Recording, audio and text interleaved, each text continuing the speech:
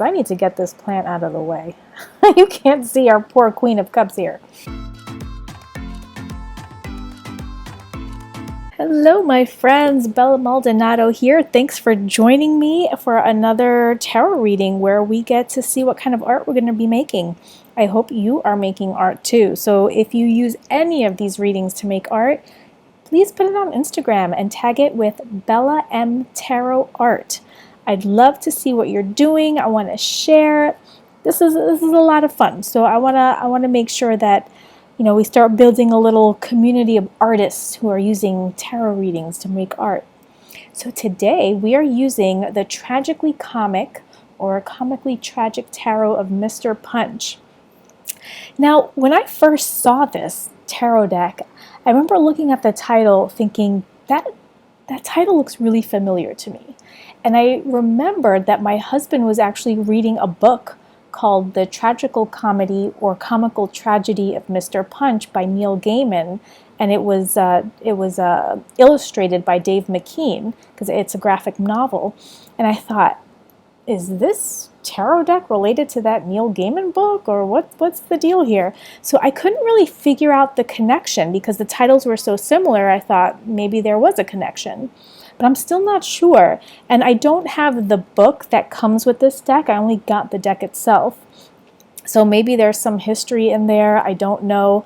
I do know that the graphic novel sort of parallels the story of the Mr. Punch show, the Punch and Judy puppet show. And I feel like I remember seeing some old black and white shows from the 50s or 60s where they'll put on that puppet show and Mr. Punch is always slapping somebody with a stick. Anyway, that's my only familiarity with Punch and Judy. And so it's still a mystery. If you know the connection, if you have the book that goes with the deck and know if there's a connection with this and the graphic novel, or if it's just meant to be a deck based on the Punch and Judy show, let me know in the comments because I've been trying to find out. I went to the website of Duck Soup Productions, who are the folks who made this deck, and they have a blog, but it's sorted by date. I can't really search for it. So if you have any information, I'd love to know more about it. But when I did see the deck, I kind of fell in love with the images. The color palette I love because there's a lot of dark reds in here, and that's my color. There's dark reds and browns. There's some gold in here, and you'll see that they've used the various characters from the Punch and Judy show in this deck. But again, I'm not super familiar with the puppet show and the storyline other than he beats everybody with a stick. But I really did like this deck when I saw the images. And at first I was wondering, well, is this going to be a really dark deck? But I feel like it's more whimsical than it is dark. So that's another thing that drew me to this deck. So that's what we're going to be using today. Okay, so let me put all the cards back together and make some space here. We're going to light our candle to get in the mood. And hopefully the flame won't be too much of a problem on camera. If it is, I'll just move it to the side so that it's not too distracting. Okay, it's a little bright, but maybe it'll get lower. Maybe it'll dim a little bit. While we're waiting for the candle to settle down, I will start shuffling. Okay, so we are going to do our same 4-card spread that we've been using. That will tell us what the theme of our art piece is going to be, and what color we'll be using, what medium we'll be using, and what the focal point is going to be. So I'm super excited because I've never really used this deck to do a reading before. I've had it for a while, but I've never actually used it. It kind of looks beat up a little bit on the sides because I actually got it on eBay. This was a deck that I've had my eye on for a while, and it was a little pricey for me. So I just kept looking around for used versions, and eventually it showed up on eBay. So I said, yes, please. So I finally got my Mr. Punch deck. I'm going to call it the Mr. Punch deck because saying the full title over and over is just a bit much. Okay, are we ready? Are we ready? I think I'm ready. Okay, you know what? I'm going to move this guy out of the way, this candle, because it's a little bright for the camera. But I'm going to leave it here near me because I like it. It feels nice. And it creates an ambiance for me. Okay, here we go. I think we're ready now. All right, so the theme. What do we have here? We have Queen of Cups. See if we can get in focus for our Queen of Cups. So our Queen of Cups is someone who shows her emotions. She's not afraid to. She has control over her emotions. She knows when to be emotional and when to hold back. She's very good at that. Cups are about emotions. And because she's the queen, she is a leader. So it's not like she's emotionally unstable. It's just that she's very open with her emotions and knows how to express them. So we'll hold on to this card for a little bit as as this relates to our theme. We'll give that some thought and come back to that as we uncover our other cards. So the color that we are going to be using. Okay, gold is what stood out to me first when I saw these coins. This is the 3 of coins. I'll bring it up a little closer so that you can enjoy the art. So yeah, I definitely think we should go with gold. We're going to incorporate gold either as the main color or just a little pop of color, but we are going to make use of that gold. Okay, our next card is going to be our medium. What do we have here? The sun. Okay, so what do we see here that looks like it could be a medium that we use? Something that's bright or something that is big and round, because there's definitely, the sun is taking up a huge portion of this card. Maybe our art piece can be round instead of a standard, rectangular piece of work that I've been using, because all I've been doing is just taking an 8.5 by 11 and cutting it in half, and that's my page in my art journal. But maybe this is telling us, let's do something a little different and use something that's round instead of our standard rectangle. Okay, and our last card is going to be our focal point. It's the thing that we're going to be drawing or painting or whatever it is that we're doing with this art. Okay, ready? Here we go. Okay, so it's a reversed card. It's the 8 of Cups. I'm going to turn this right side up just so that we can see the image, but I use reversals in my reading, so we'll definitely put a reversed meaning to this card. But just wanted to show you what this looks like. And again, this is the first time I'm using this deck, so I'm not super familiar with every single card. So this is going to be fun to kind of look closely at the details here. See if we can get this in focus a little bit. So our 8 of Cups is about moving away, right? And we can see in this card that this character is leaving. Now, remember, this was actually in reverse, so I'm going to turn this around. So our 8 of Cups character is leaving a situation.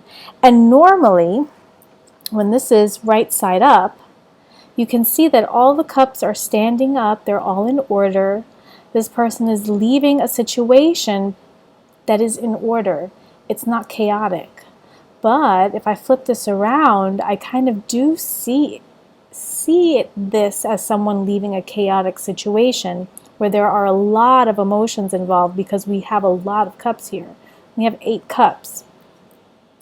So maybe, we have the theme of somebody over here who is expressing their emotions, right?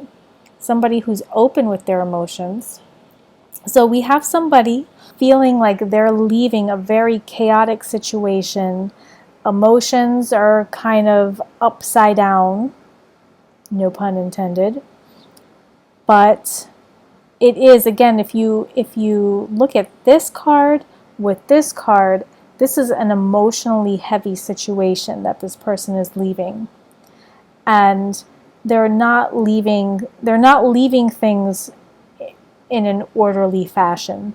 They're kind of just, they're out of there. They're out of there. They are not looking back. They are not concerned with the mess that they've left behind. They just want to get out of there. So, what are we going to make? We're going to make somebody who's leaving a situation in a very chaotic manner. And the theme here, again, it's emotions. I would say the theme of this whole piece is going to be emotionally heavy. And the color that we're going to be using, somewhere we're going to be using some gold.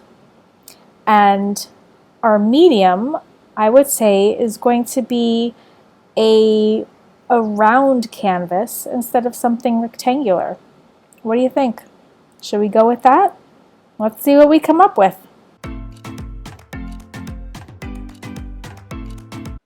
Here is the circle that I cut out to use as our canvas, if you will. And that was making sure that we represented our sun card, which told us to use something circular to draw on. And then I decided to go on Pinterest and see if I can find a reference that kind of reflected the story that was given to us in the reading. And I did come across a photo of a woman who looked like she was going through some stuff. And in the background, there was an archway and there was golden light coming out of it. And I thought, oh, this is perfect because the reading told us to use gold in our artwork. So I am just sketching out that woman, and here's the full drawing. So I'm going straight into the coloring now, and I grabbed the lightest color of my Copic markers just to put as a base coat, and now I'm starting to add some shadow. And you know, I'm still working on figuring out how to blend alcohol markers, because toward the end it'll kind of look like there's just chunks of skin color on her face as opposed to a nice blended skin color. But you know, we'll keep practicing. We'll keep practicing and working on that. And you'll see in the drawing she kind of has her hand in a fist held close to her heart, and I kind of felt that was also a good representation of the story that came out of the reading. So this is the part where I have the chunks of skin color that make no sense. But you know, this is a learning process, and I just have to figure out how to blend those colors a little better. The paper that I'm using is, I believe, 110-pound cardstock. So maybe it's not the best paper to use for blending markers. So I'm going to have to experiment a little bit on the right paper to use for this. But let's be honest, it's not the paper, it's the artist. The artist needs to learn how to blend markers. So I'm giving the skin a break, and I'm going to attempt something with the hair. So I put down a layer of the lightest gray that I have, and then put on a darker gray, and then eventually I'm going to be covering it with some black. And I was hoping that with the layering I'd be able to have some highlight effects, sort of, you know, without having to use a white gel pen, just kind of have the highlights coming through with the different layers. So I paused on the hair, went back to the skin, thinking that I could fix it. Spoiler alert, I don't. I just keep adding more and more layers, but I don't really think it helps. But anyway, you know, we learn. It's a process. And at this point, I think I just start giving up on the skin and start working on the eyebrows. and also on the eyes themselves. And yeah, I think I'm just gonna have to binge watch a bunch of YouTube videos that show you how to color in faces with alcohol markers, and how to blend colors, and how to shade skin in certain lighting, because I mean, in this drawing, the light is supposed to be coming from the top and the side is supposed to be in heavy shadow, but that's not what this looks like. So, you know, again, I'm just gonna have to binge watch, and hopefully I'll learn a thing or two.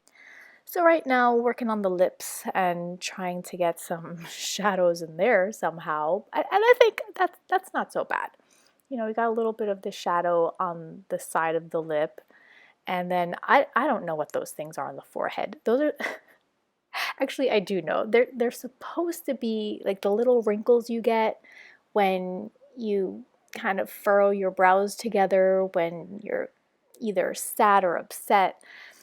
They look like little worms just sitting on our forehead. They're supposed to be wrinkles. So yeah, gonna have to look up wrinkles with alcohol markers as well. And now I'm adding some little wrinkles to the sides of her eyes because, I mean, wrinkles are my specialty. So anyhow, just adding some color to her dress so she doesn't look nude. And now we're working on the background. So this is the golden arch that I was talking about.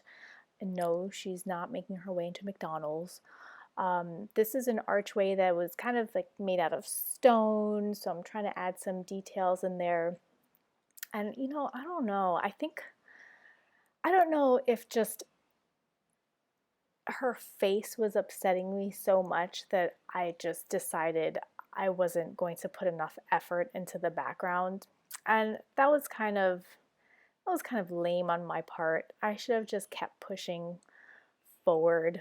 But I'm just coloring in the background using the same colors that I see in the reference.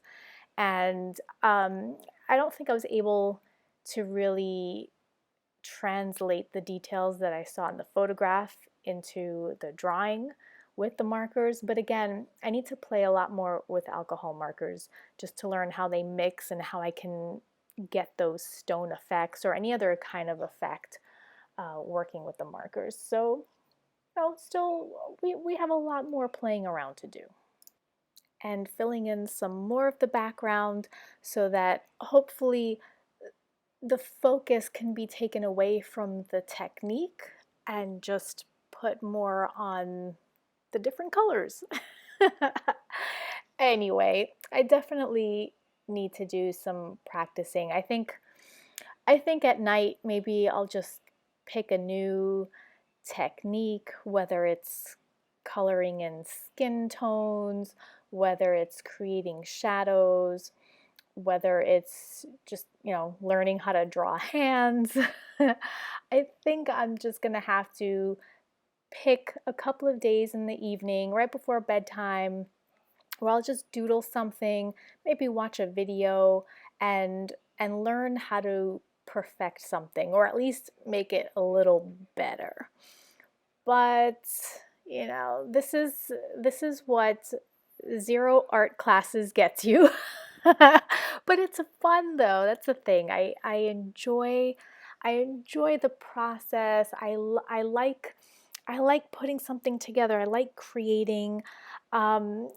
Usually I'm pleased with the results, not because of the technique, but because it's something that I made, it's something I created, and it's something that I took time to do. Now I'm putting some finishing touches with my white gel pen just to add a few highlights here and there. And then I'm going to add some shadows in front of the archway because that'll turn this into a masterpiece instantly. Anyway, regardless of how it turned out, I still had a blast. This is the final drawing with my circular paper and our woman who's leaving an emotional situation and going somewhere new. And if you want to do a drawing based on my reading, please make sure you tag it with Bella M Tarot Art. I'd love to see what you're working on. Until next time.